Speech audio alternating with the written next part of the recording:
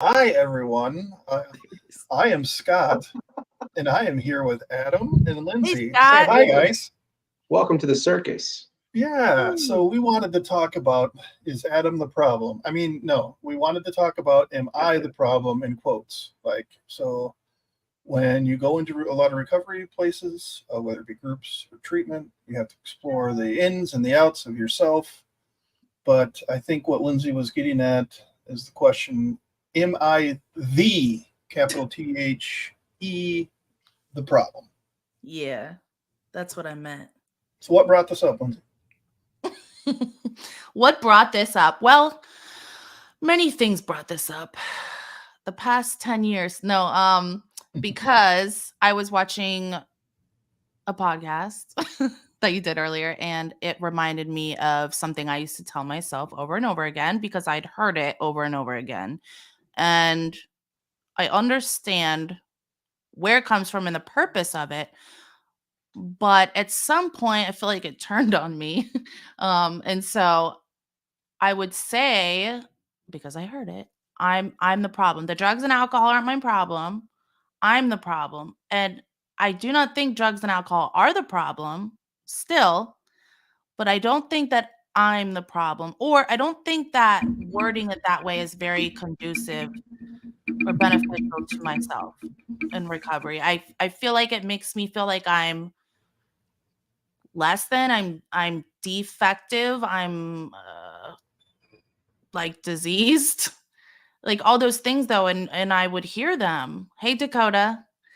And I just I don't know. I told you guys before about how, being around people that aren't in recovery like us for drugs and alcohol, and I would kind of place myself on a hierarchy like beneath them because I feel like I'm broken, defective, like I mean, and even when I was doing step work and the character defects, and to me, that's kind of like it goes with like moral failing, maybe. And so this could be going off on another tangent, but I just feel like it's a lot of contradictory stuff that I don't want to call myself. I don't want to. I don't want to say things that are going to make me feel like I'm broken anymore. And so I've stopped saying certain things. But I want to know what you guys think about that. Am I just like spinning this web in my head here? Like, you know? Well, I think the last thing that you said, I have some other ideas, but I'll let Adam go. But I don't want to feel like I'm broken anymore. When does it Yeah. stop? Like when do we stop? I don't think we're broken though. I don't think that Well, that's there's what I'm saying. Like at some point we're broken, so we give up, so we look for help, right? yeah, Maybe that rock bottom, whatever you want to call it. But then when does that stop? yeah, When's the time to say enough is enough? Kicking the shit out of myself. I did that for 20 years with a bottle and a bunch of other things. exactly. What do you think, Adam? Um, this could be a really deep topic. No. Um, and I think really to address it, it ends up going more the psychology tangent. But I think from a recovery standpoint, I think that first step in healing is to realize that you're not broken. Um, Mm. you've you've got to realize that there's actually nothing wrong with me. We're living a human experience, and I was dealing with it in a poor way. It's kind of like that that scene from Indiana Jones. He chose poorly. Um, so realizing that, hey, there's actually, in fact, nothing broken about me. Yeah, there might be some brain chemistry issues that we got to deal with, but you as a person as a whole are not broken. I'm not broken. Scott's not broken. Anybody that has suffered from addiction is not broken. Right. Uh, Poor choices, absolutely. Whether intentional or unintentional, conscious or subconscious, unconscious, um, but nobody's actually broken, in my Right. opinion. Do you think that is that just my interpretation of what is said and repeated a lot in recovery communities, or do you feel like it's commonly interpreted that way? Let's read what Dakota said real quick. Scott, you want to read it? Believing that you're broken in the first is already destructive and disempowering. Life is going to happen. What's important is that you don't allow the woes of life to keep you down. I agree. Yep. So yeah, I think it is directly spoken, and I don't think it's a misinterpretation. The guy said it in my podcast today that I am the problem, and Yeah. the way that it come across, and I think the way that you heard it too. And it wasn't the time or place for me to go psychologist on it because I'm not one for one, but two, to look at it as you are the capital T problem is, Yeah. I think that's just a shitty idea from go, because you're not the problem. You might be part of the problem, and some of your choices might be part of whatever problems you have.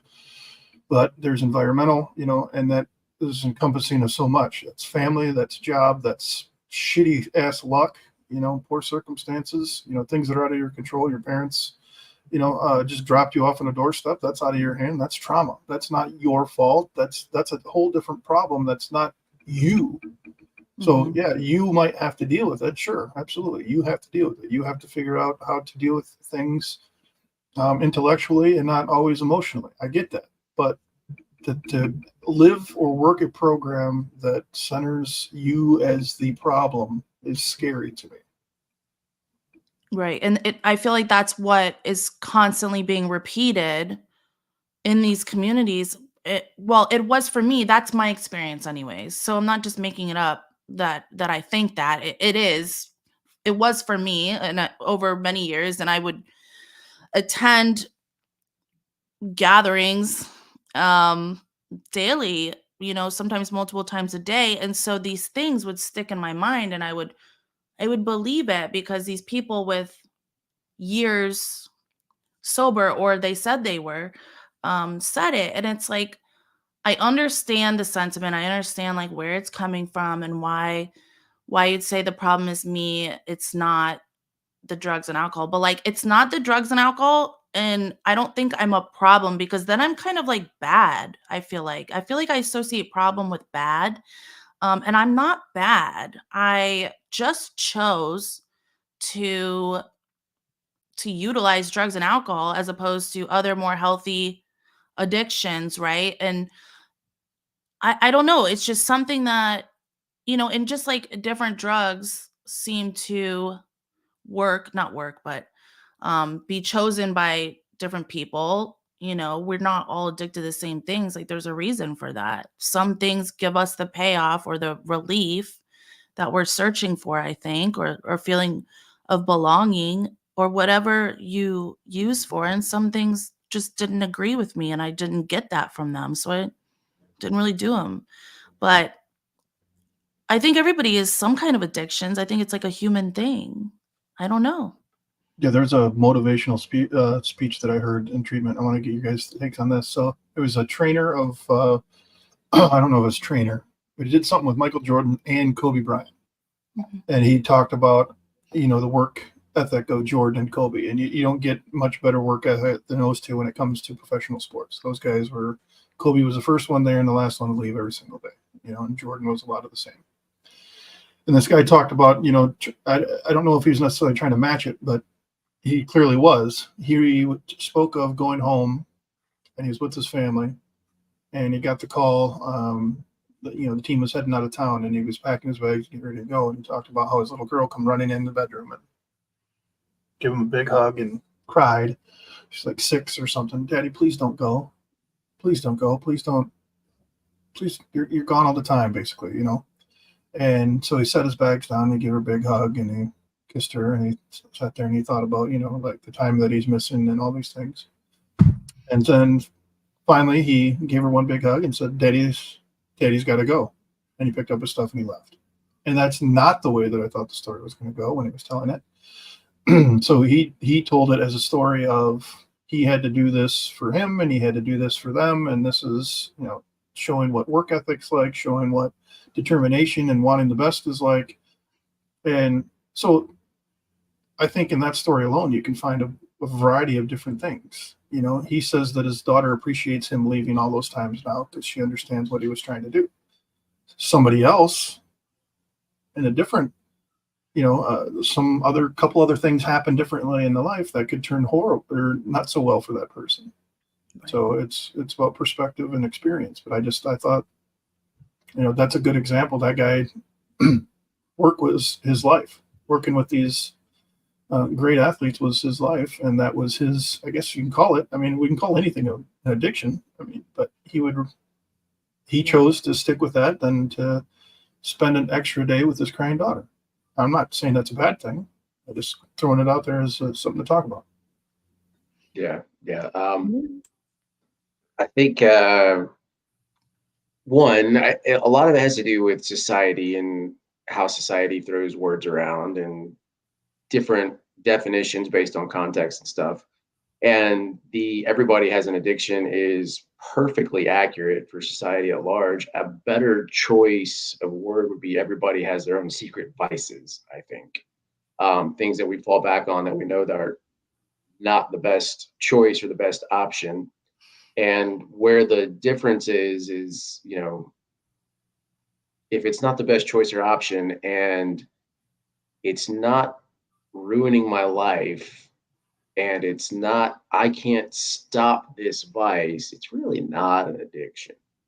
Um, but then having good addictions that gets thrown around as well. It's like, well, that kind of goes in the face of what the actual definition of addiction is like not being able to stop despite negative consequences. We're going off of that one.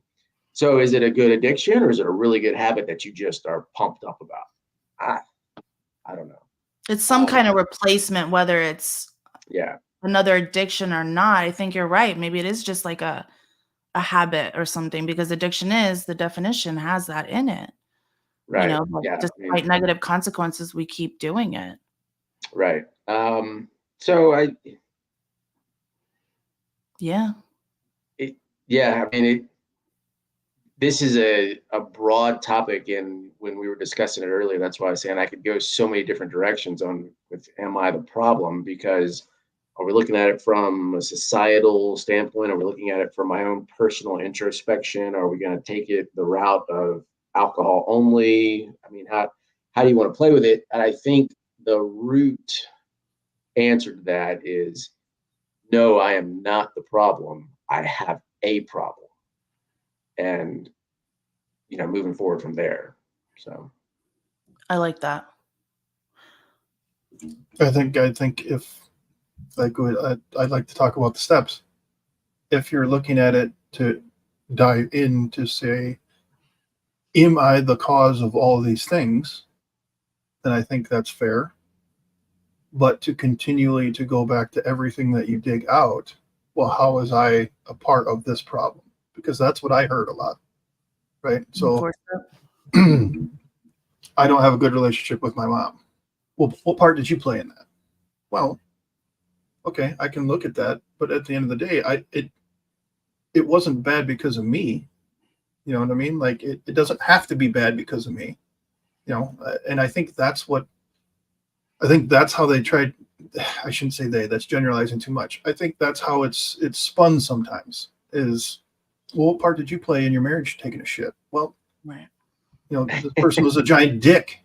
And so, like I get what you're trying to do, but if you're looking at yourself to see if you are the problem, I think that's good. But to continually try to spin it back to you on every little thing that you come up with, I think that's a waste of time, and it's very I don't like using that word, but it's not healthy. It's healthy. Absolutely. It's not healthy. Yeah. Absolutely. Well, what did you say to me the other day on the phone, Adam? This came up and just in different. I was stuck between taking responsibility, but to an extreme of, in this situation,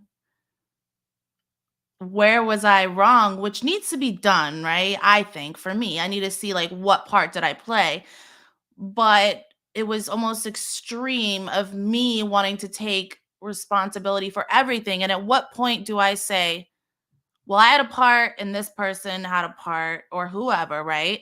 Because it's almost like, well, say something's happening, say abuse, say trauma. At what point is it like I have to have to say the truth of they're responsible for that or what they did. But my mind was like wanting to go either or. Does that make sense? Yeah, you were. I trying to remember the trying to remember the whole conversation. But yeah, I think there's a lot of armchair advice given about exactly the, take responsibility. Um, Right. what's your part in that situation? And at some point, we have to separate, all the parts out. I can't assume responsibility for the situation. I assume responsibility for my actions, my reactions, and how I was involved. But just like Scott said, if the other person's being a giant dick, that's not my fault. Now, how I respond and how I act to that, I have to take responsibility for. But I was trying to remember. Well, what about when people say, well, you don't worry about what that person did? I know, I get that, right? When we're looking at what we did, but don't I also have to look at what they're maybe what they're responsible for? Like trying to put it into perspective and seeing things through their eyes. Yeah, I think so. See the reality of what it really is, instead Yeah. of just saying this is me and and the resentment and this and that. I don't want to develop a resentment, so I'm gonna, Yeah. you know, What I think where this comes into play for me, and the way I always try to look at it, is I want to see my part in it, because I want to see if I can identify the repeating pattern. yeah, Because if this is something that keeps coming up in my life, obviously with different people, different situations, but if there's an underlying theme that is recurrent, I want to figure out what that is so I can break that pattern and then stop repeating it. yeah, Because it goes back to that, we judge everything, whether we say we judge or we don't judge. We judge everything. The things that I don't like about that I'm judging, there's something inside of me that it's reflecting off of. So I'm going to continue to attract these things that I don't like until I learn to stop judging them. And then once I stop judging them, they'll no longer reflect off of me and I won't see them as much. Is kind of where I think was going with that.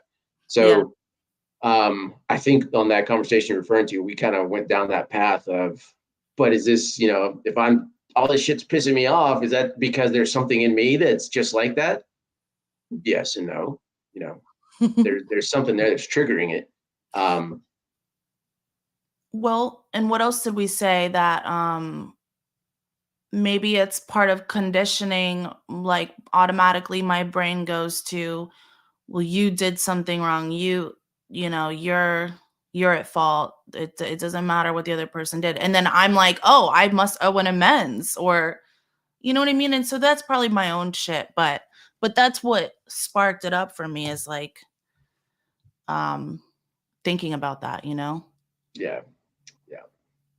So what else? What else? What about when we say, wait, what did Scott, you said something earlier that's just my addict thinking? Yeah, you'll hear that a lot. They said it on the guy said it on the podcast today too. I know that's just my addict thinking, or my addictive thinking, or my alcoholic thinking. And out of respect, I didn't question, but it's like, what's the difference? What separate thinking do you have? You know what I mean? Outside of the thinking that I do, my alcoholic thinking was when I was drunk off my ass and not thinking, I guess, if that's the difference. But when I'm sober, it's thinking.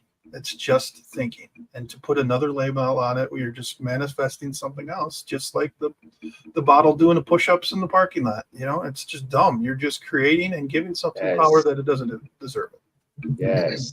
Yes. Well, why do we do that? Is it because we are because we have to remain the only. You want my honest answer? The one that just almost came out of my lips? Yeah. Say it. Just like it with religion, AA has to keep you in fear in order to keep you coming back. You have to be terrified of everything around the corner in order to keep you coming back and putting that dollar in the dish. I'm going to get canceled for that, but I don't care. That's what it is, man.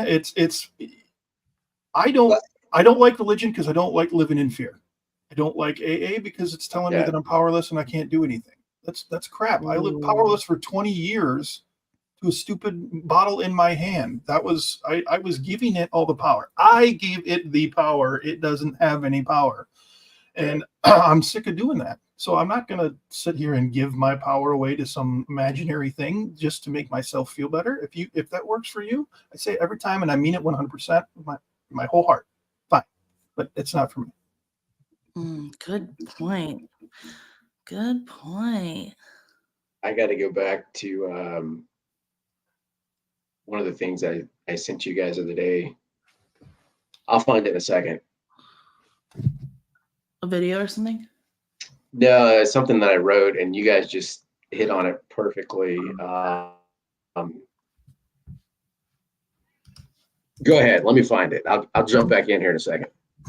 Well, Scott, you just hit on what I was thinking about earlier too, talking about power and powerlessness. And I don't know, it's the debate, isn't it? Like, I want to be empowered. And for so long, when I was getting sober, it helped me, I thought initially to be able to see and to fall in line with this belief. Some will say fact, but I don't believe it is. Of, well, you're powerless over the drink, the drug, the whatever, right? I don't like it anymore. I don't feel that way. I feel like I can't do it in moderation, so I'm not going to do it. Not because it's so much bigger than me, and I want to be empowered to make choices for myself and not just think, oh, I'm gonna go back to drinking one day because it's more powerful than me, and it is the boogeyman or whatever, right? Like, that's how I felt, always saying like I'm powerless over drugs and alcohol, you know. Imagine if we're going to pretend this is a disease, or maybe it is. I don't know. You could debate it one way or another if you want. But let's say that this is a disease, okay? Mm-hmm. We'll say that. Imagine a cancer patient going in with cancer, about to get chemo, and continually talking like the cancer it's out of my control. I just there's nothing. I am powerless over cancer. No, these people that come in there and kick its ass, I'm going to kick its ass. It has no power over me. This is not going to stop me. This is not going to be the way that I end, right? So why are we treating this differently than something like that? These little kids in these hospitals, the strength they're showing, you don't hear them talk like this. You know what I mean? This is my cancer talking. It's silly. It's really silly. That goes, I mean, that's a whole other, just a massive topic to go down, as well as just the mindset as far as the actual power that your thoughts have on something like that. Sure. Being able to beat a cancer. I'm not saying I can go out and I can cure somebody's cancer with my thoughts, but no, there are anecdotal reports of that. But the mindset and the power that you give to yourself, your subconscious, in just overcoming alcohol, if you're going at it from, and the biggest reason why I couldn't stay with AA was the victim mentality of it. Right. Having that victim mentality is, to me, just so disempowering. And I hate even using the word disempowering because it's not even strong enough for how I felt when I would leave a meeting. And I'm talking about meetings. I'm not talking about the steps. I'm talking about the group in general. So yeah, what I found, what I was trying to say earlier, you guys, yeah, Scott, you said it perfectly. But it's just something I wrote down as I was studying something that says, I see successful AAers as a group of people that would rather seek to feel better after having thoughts that make them feel like drinking instead of changing the thoughts altogether. Yeah. So this is the only logical conclusion. I feel bad because I thought or acted inappropriately or poorly. I will do this activity to make me feel better. versus I had some very bad thoughts. I was observant, dismissed those thoughts before they had a chance to affect my feelings. Right. Good shit. That is, in a nutshell, my sobriety program. That's how I got sober. Yeah, me too. That's how it's been working now. To have those thoughts and then to feel bad for them, or to be, influenced to feel bad. Well, when did these thoughts start? Yesterday. Did you go to a meeting yesterday? Exactly. I did. Okay, so that it's like you weren't entirely honest in the meeting, then, were you? Right. You didn't talk about something. Clearly, you need to do the steps again. That's ridiculous. These are just thoughts that happen. Yep, exactly. So, but yeah, I still think it goes back to, am I the problem? You're creating you as the problem when you think that way. And then when you think the way like Adam talked about, where like, okay, it was something that happened. It's something I addressed, and now I'm moving on. I'm not the problem. That was not the problem. And it doesn't need to be a problem. But when we start, dissecting it. Well, yeah, let's change the pattern of thinking and not just be retroactive and go, oh, that was a bad thought. Let me do this instead. Yeah. Let's go. Okay, let's figure out why that was a bad thought, where did it come from, and stop them from happening again. So yeah, and and this might be a little off topic, but the answer, the simplicity of this that you get sometimes in the program is, I got shitty thinking. Go to a meeting. Right. Call your sponsor. Like. So I don't want to power call. can aid you. Yeah, I don't. I don't know sometimes what calling this person is going to do for me, and sometimes it's not available. I think in the beginning, when you are struggling to stay sober, I think those are perfectly great strategies. Be like, hey man, I'm about to go pick up a bottle. Hey, call somebody who's sober and let them talk you out of that shit. For sure. That's great. That is not the way I'm going to live the rest of my life. Right. And it's not, because it's not realistic. I get what you're saying. It's a Band-Aid. It's just like a 30-day treatment. A 60, 90-day treatment. It's the same thing. You're in this comfort zone with no reality whatsoever being involved in what you're doing. And then all of a sudden you're thrust back into it. So it's like, it's a good idea, but we have to learn to live with these things ourselves and realize that it's okay to have these thoughts. You know what I mean? And it's not the end of the world to have some screw up. You insert whatever screw up you want. And there's a level to that, but that's to your discretion, right? Not for anybody else. Exactly. I love it. Dakota's over here like pointing out all the stuff, dropping the mic left and right. I'm like, yep. This sucks. I can't see any of that. Really? Oh, there it is. I forgot to click the thing. IR dumb. Yeah. Well, right there. Yeah. Addiction is a disease, not a moral failing. Weird advice to make a moral inventory. What? Why? Yeah, I used to bitch about that. I'm like, hey, if this isn't a moral issue, why am I being told to change my morals? My values and my character defects are what? I mean, I completely agree and get the point of that, but then the issue becomes we're not treating the addiction, we are seeking to become a better person, which I have absolutely nothing against. I think that's great. But by telling me to become a better person to treat my addiction to alcohol, you are telling me that my addiction to alcohol is because I'm a bad person. Right. And that's exactly what it's saying. I mean, if that's not what it's saying, then somebody explain to me what else it's saying, because you shouldn't have to do a fearless moral inventory and air out all your garbage and then be told that you didn't do it good enough if you relapse again. If morality isn't the problem, then why are you doing that part of the step? It is saying you're a bad person. That's why you drink. That's what it's saying. Yeah. Your thinking is wrong. You're the problem. Like you didn't find Jesus. That's why your life sucks. It's the same thing. That's why I can't, What about when something we read earlier, and I don't want to like point it out specifically, but that I sent you guys. What happens when you have a day like we all have, and you're like, I went to a meeting, I did this, I did that, I still feel like shit. I still feel like I'm thinking about the drink or drug or whatever. And the person may say, I'm kind of, or if someone says, oh, well, God or your higher power, blah, blah, blah, blah. It's almost like a non-answer. It's like an answer when there is no answer, I think. And many will argue with me about that, but like, what do you do then? So what do you do? Oh, I have difficulty with step 2 or 3 is their answer. And then it's like, well, I guess you're fucked. I don't know what to tell you. You know what I mean? Like, I just don't know. There's an answer for everything. It's like, well, then just pick Right. something of your understanding.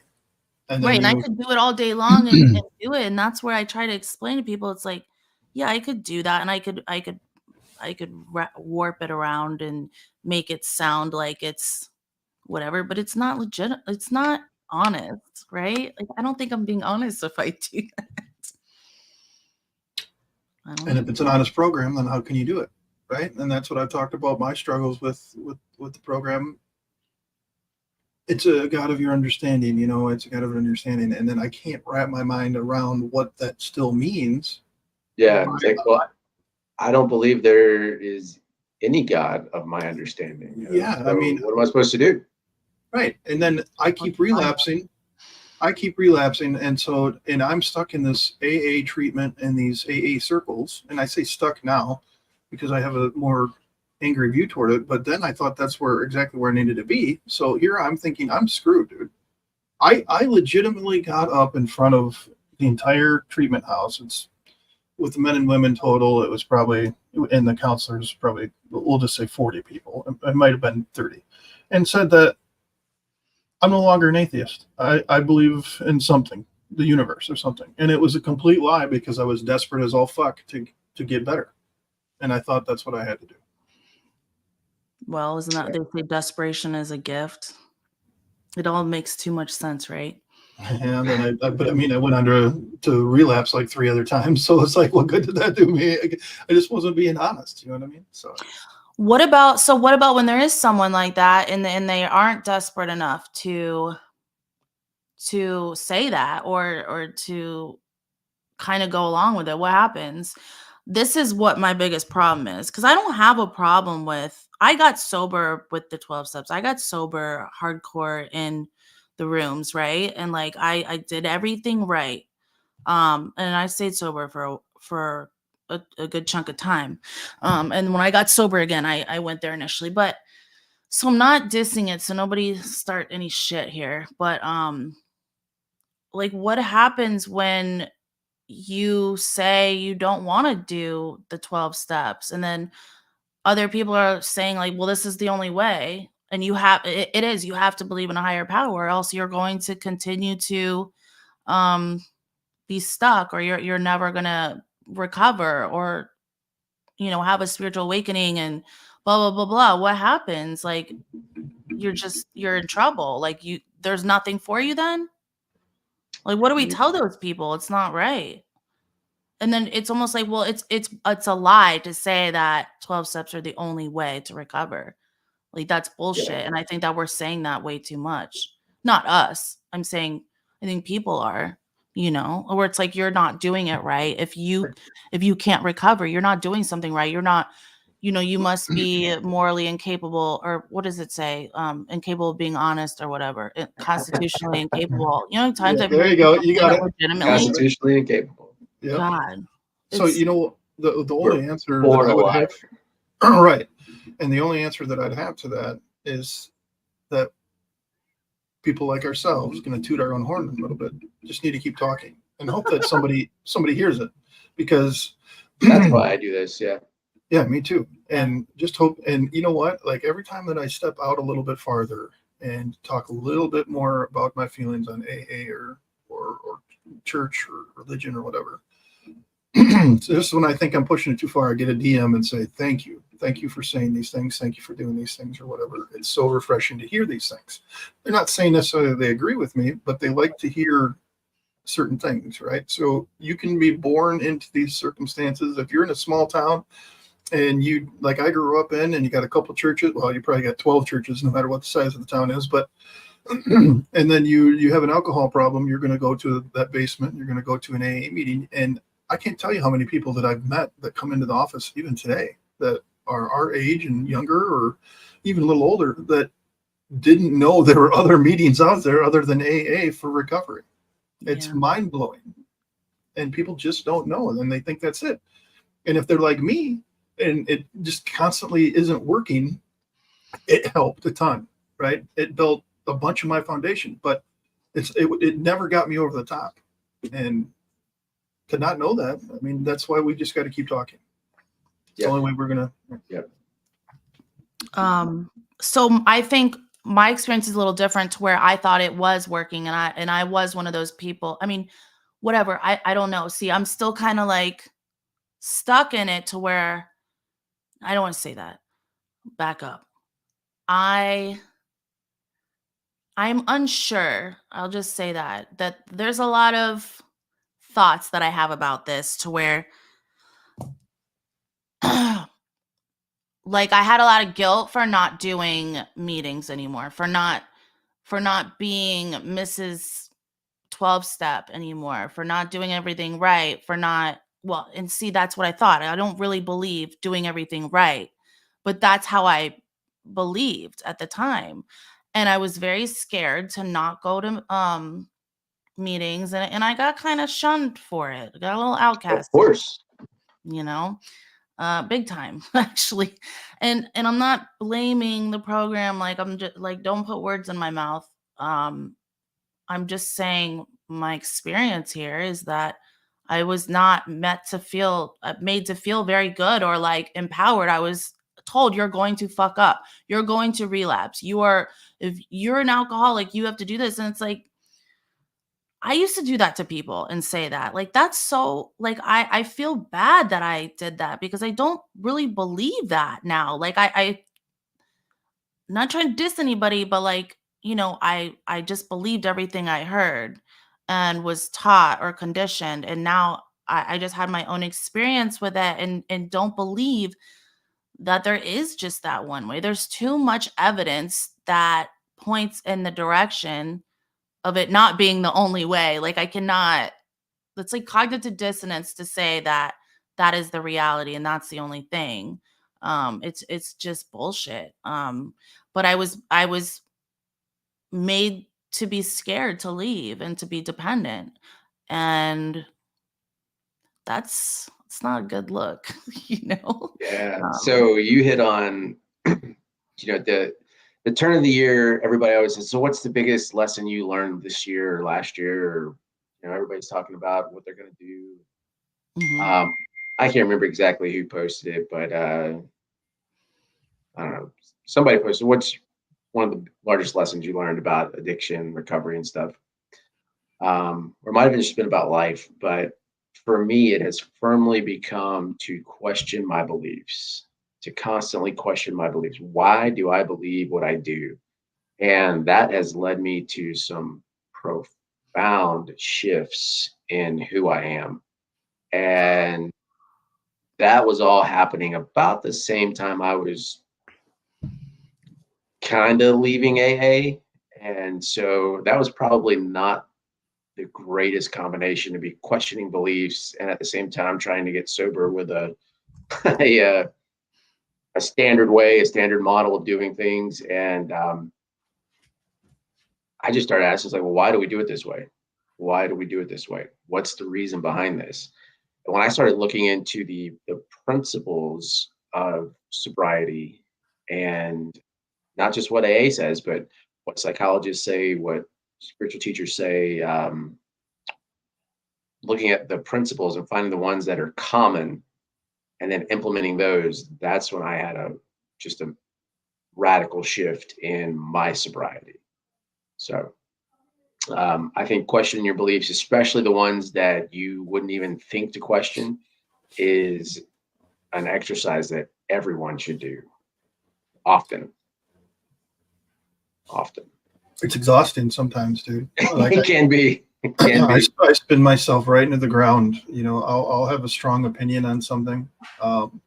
That's why I do my best not to talk politics anymore, because Yeah, I don't. there's 1,200 ways to think about everything. You know what I mean? And so I try to, I have my beliefs on that still, but like in the recovery field, like today, I had these two guys on that are they're friends. You know, we don't talk every single day, but we went to treatment together. You know, so there's that treatment kind of bond or whatever. And the one guy asked me to go to court with him next week. He's got a big date about his kids, and that means a lot to me. But when they're on talking, you know, and I'm hearing them talk about AA and they're saying the things that we're talking about, you know, they're using the one-liners, you know what I mean? They're using those keywords and those hot words. Yep. And I'm listening to it. And so I'm sitting there, I'm like, fuck. Have I been going about this the wrong way? You know what I mean? Like, is it as crazy as it is? Because it's helping these guys. And it just, you know, and then after stepping away, it's like, okay, so it's helping these guys and that's good. And I know that these two aren't out there, you know, going to other people and pushing it on them. I know they're not doing it. So, you know, I think so I think, you know, we all three of us say this a lot, and I'm sure some people hear it and probably just roll their eyes and go, yeah, right, that's just lip service. I don't think either one of us believes that AA is a bad program. I believe that it works for a very small portion of the population that, one, likes things laid out in a step-by-step manner, like being basically told what to do, for lack of a better phrase, given solid direction, given just a little bit of like checklist style work, and who probably were going to get sober anyway, no matter which way they went. So I think if you fit, and that's just my own subjective criteria. It obviously doesn't apply to everybody, but I think if you were to apply us to any other program, it would, you know, take those same guys and put them in our situation, how we all did it, wouldn't work for them. I think you're right, man. And I think there's a reason why the rooms are full of a bunch of people that also carry around another book all the time, is because they're willing to put their faith in something they can't see. Yeah. And that's where they get their strength, which is kind of crazy if you think about it. Like you're putting all your hopes into something, and that's not me hating on it. I'm just saying that's why you don't see, you know, full rooms full of atheists in a big book meeting, right? And that's that's not hating on it. I'm comfortable in believing that my higher power of God has been taking care of me. I'm only alive because of my God, so of course He's going to continue to take care of this problem for me. You know, I'm only here because of my God, and so it's like-minded people. So that's why it tends to be the way that it is. But I myself, or like you, I have to ask myself why all the time. Why am I thinking this? Why is this happening? And then and you know, along that same vein, you know, is addiction a disease?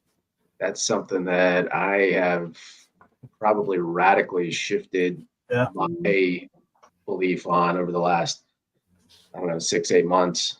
And there's a couple guys floating around on X right now who are probably going, I won. He changed his mind. There's one in the chat, I think. Is he? Yeah. So that's neither here nor there as far as my own personal belief on it. But the thing is, I took that and questioned what exactly it is that I believe about that. So the definition, or at least my own personal belief about is it a disease or not, has changed. I'll let certain people ask their question if they want to, and I'll expound on it. But yeah, that's just one of those things you have to question everything. And I think my biggest drawback to the program, especially the rooms, not steps, the rooms, was don't question anything. Right. Yes. That's not who I am. Just not who I am. Right. Right. Yeah, because if you're questioning, then that's the alcoholic brain talking to you. Exactly. You know, what an easy way out, isn't it? Yeah. Well, and if you don't attribute whatever to being an addict or alcoholic, then it's deceiving you and you're in denial or whatever. And like I was telling you guys earlier, or I told Scott, I think, before this, someone said it to me, and I was like, man, I can't blame everything on that. Like, I just can't. I Yeah. used to be like, Yeah. I'm It's just an not easy crutch. like, yeah, like It's an easy crutch. I just, well, and the reason that I believe what I believe now, which is not what everybody, no, I don't want to say everybody, but not what a lot of people, you're kind of taught, is because I was taught it and I did believe it and I went along with it and I thought that that was the truth, and then there was too many holes in it for Yeah. me to continue. And I mean, like, I didn't just like do a little bit. I think people like think like maybe I'm, you didn't do it right or you didn't do it blah blah blah, and it's like, no, believe me, like, I've been round and round. I've done this. I was an asshole about it. I was like those people that we talk about that Yeah. say it's got to be like this way. It's like this, and sometimes that comes back when I'm hearing people Yeah. talk, and I'm like, yeah, well, I don't really believe that. It's just what I've been told to believe or told to was correct. Right.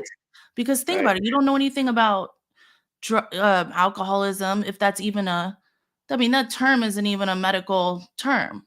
It's invented by what? The Hey, rooms. Yeah.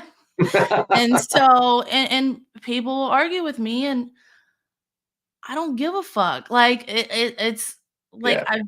this is what I do every single day. Like, I am like a psycho and I am obsessive and read books, um, and talk to people and try to study everything about this because I want to know the truth, man. Like, I want to Yeah. know what I want to believe truth. I don't think that I can heal properly if I'm believing things that are just things Well, being said. and the AA came around at a perfect moment in time within the country. Yeah. There was no other real option that anybody knew of. Um, you could go and visit Carl Jung, like what's his name did, and then came back and they're like, oh, he's a hopeless case. Uh, but there was no option for the masses, Yeah. and the people that got together, it worked for them, and they had a great publicist and got it pushed through. And unfortunately, the court system and the medical system latched on, and it just kept steamrolling and snowballing. That's why like I said, it's not a bad program. It works for some, but it's a method. And methods are many, principles are few. Methods change, principles rarely do. I can't remember who said that, but I've been quoting that since I was like 15. It's um, true.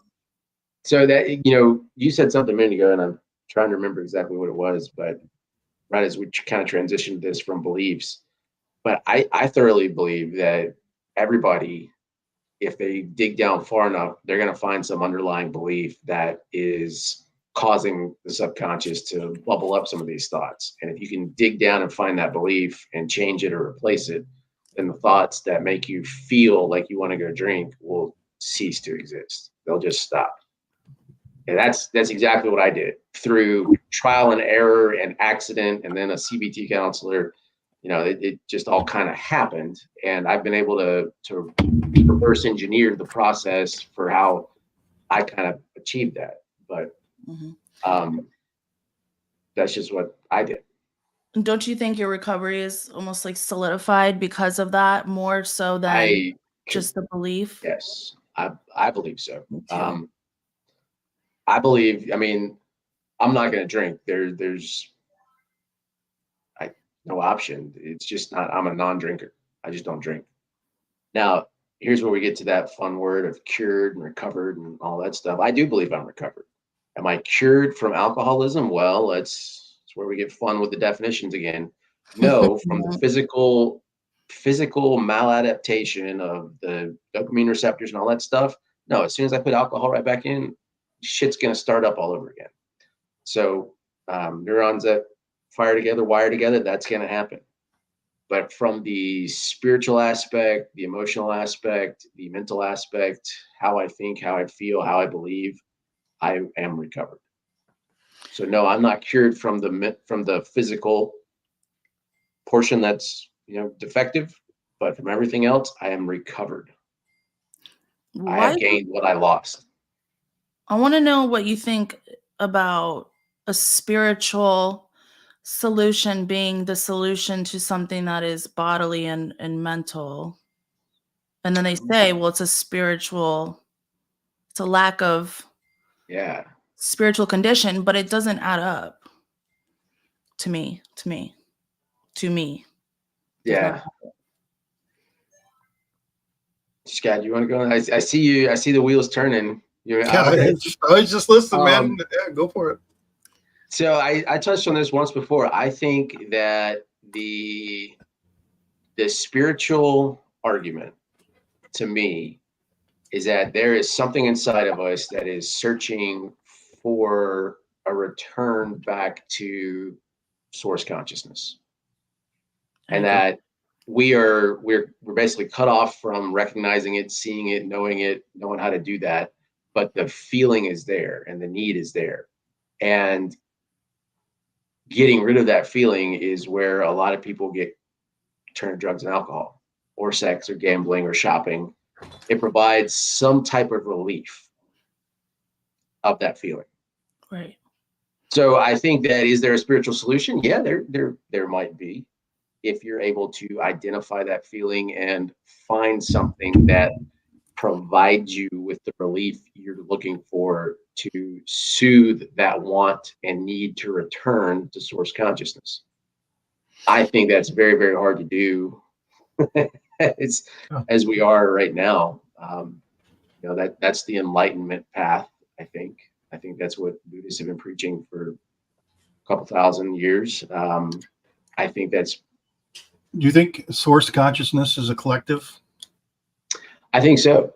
Okay. Yeah. So when the big book in AA talks about a spiritual malady or spiritual disease, and then the cure has to be spiritual because it's a spiritual disease, then going to a room and connecting with people can be a spiritual experience.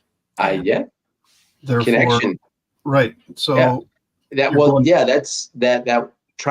I think when you have the concept of soulmate, it's seeing that other part of conscious, that of source consciousness in the other person, and actually recognizing that. So in a way, AA can cure the only disease that it talks about.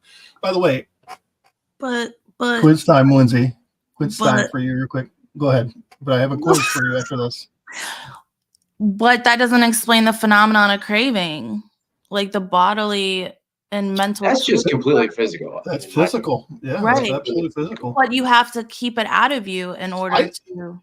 I don't think it. Yeah. Well, here's how I'm willing to look at it right now. I don't think it's a disease. I think it's more of a learned behavior to cope with the trauma that we've had in our life. But I will agree that my body acts differently to alcohol than most of the people. So I would agree that I have an allergy to it.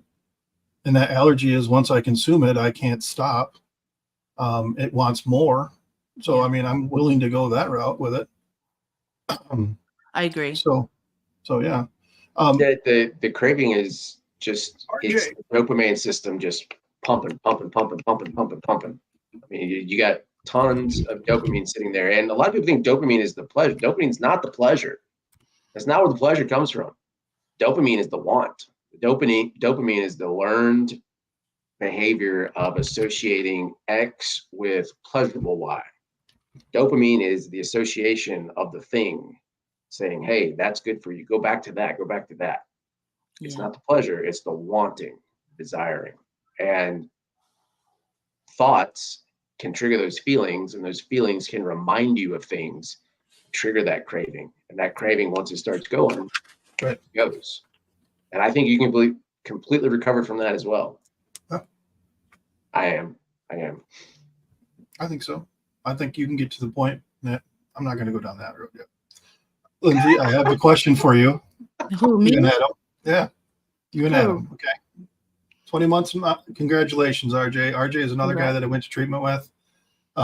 He was actually with Ron and I, and maybe even Justin. We were in treatment together, and he's listening on Facebook. And RJ has 21 months of counting. Very cool. Nice. Awesome, buddy. Welcome. So, how many times does the big book say the word disease? None. I think it was one, right? Yeah, one time. And you know what it's one time. And you know what it's in reference to? It's not alcoholism. A toe? I can't remember. No, the stomach thing. There's it's something. No, it says spiritual disease. It does? So it also says the malady, right? So the only time it uses the word is in a sentence that says it's a spiritual disease. So it's not saying it's a disease of the body, and it never references it. It says illness. Mental health is an illness, right? In So the doctor's opinion, it does. Only says the word disease is in the Bill book one time. No, it doesn't say it's and a disease. That was in How It Works. Yeah. It says he who must believe he has a bodily fucking bodily and mental disorder or something. Like it's saying like that's the issue. Well, that's what the whole thing is about. But what I'm saying is it's constantly talking about the spiritual disease, the spiritual malady. That's the basis of the big book. And it's gotten spun out of control because like what Adam was saying, there was a bunch of people pushing the disease model and then they got a bunch of funding. You can't get a treatment center today without telling them that you're going to base it mostly on 12-step recovery and the disease model. You can't do it. People will not fund you. And so people have to do that. Mm-hmm. And again, going back to the original book, that's not what they were focused on. They called it an illness. They called it lacking spiritually or whatever.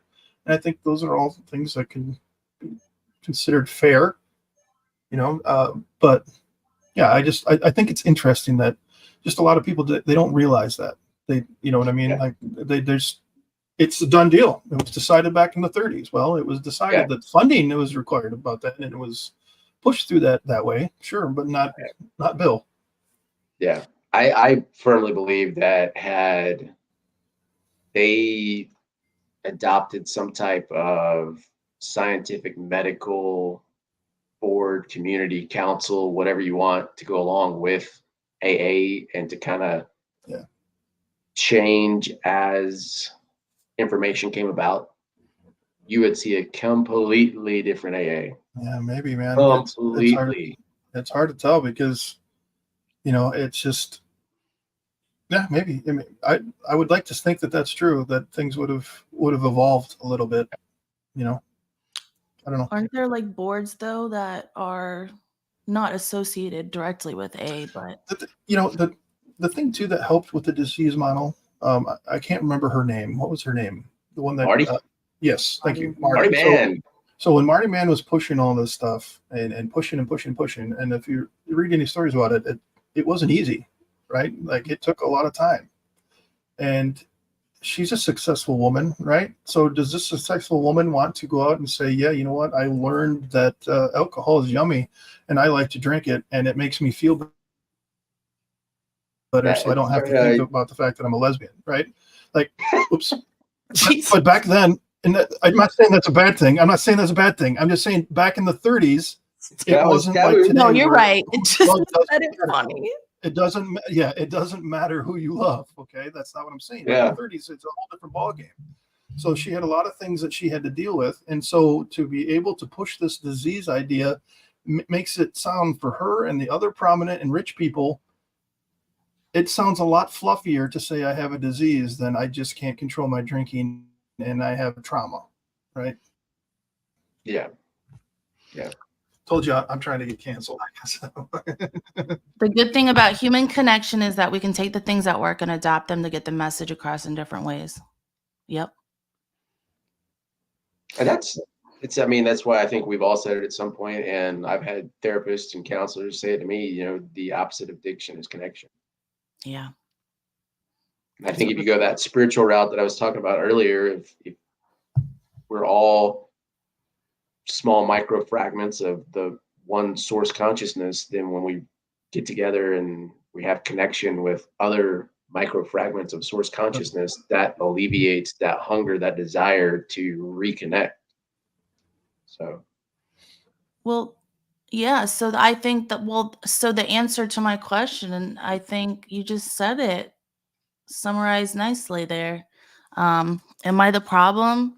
I think I got some kind of problem going on. I gotta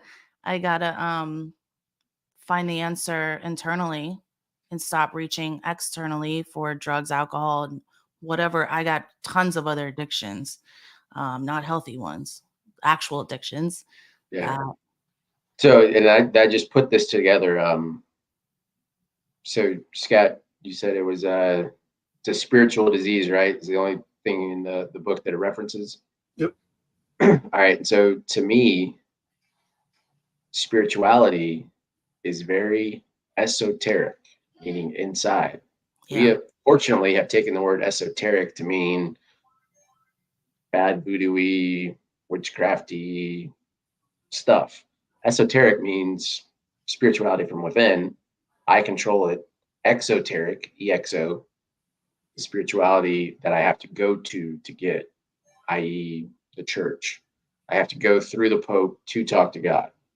That's very exoteric. Mm-hmm. Esoteric is it's right here. And so that esoteric look of the answer to the spiritual disease is inside.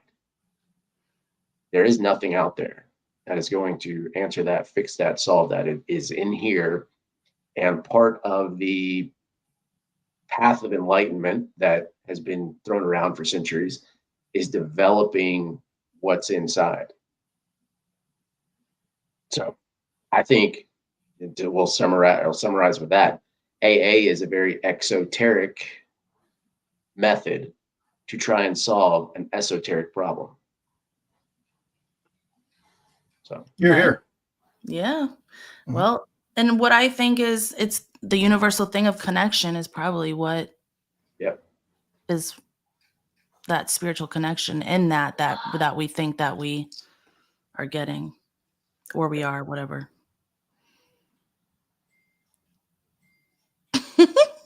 Yeah, and I think anybody. Yeah, I think that's good, man. I think that's good. You are you might have some problems, but you are not the capital THE problem. It's Don't call me a problem. yeah, you're not. Nobody is. Nobody's all the problem. You can be a big part of things and not help yourself out, but that might just be because you haven't learned how to deal with those yet. And that's why we try to talk a little bit, and maybe somebody finds something they can latch onto that helps them. Instead of falling down the hill, they can just stumble for a minute and then go from there. Right? True. That's my hope. Yep. Yeah. And we're not bad mouthing a pathway. We're just trying to talk and be honest. Yeah. Everything that you didn't like, if you've listened to this, was my idea, and I coerced them to say it. I'm a bad influence, so just remember You that. are the problem. I am the problem. I like what Jennifer said too. We're all our own worst enemy. It's part of life. Yep. Cool. Any last thoughts, questions, concerns? A handful of people listening. I mean, somebody What can do you throw a think? question out there. What should we talk about? I think we're good. I mean, I think you both said some really good things at the end. I think I feel better about it. I got some things to think about. You know what I mean? Yeah. The inner spirituality deficit disorder, whatever you want to call it. I mean, So, yeah, I guess if nobody has any questions, we will head this out. is fun. Yeah. All right. Go Lions. See you later. Go Lions. Thank you.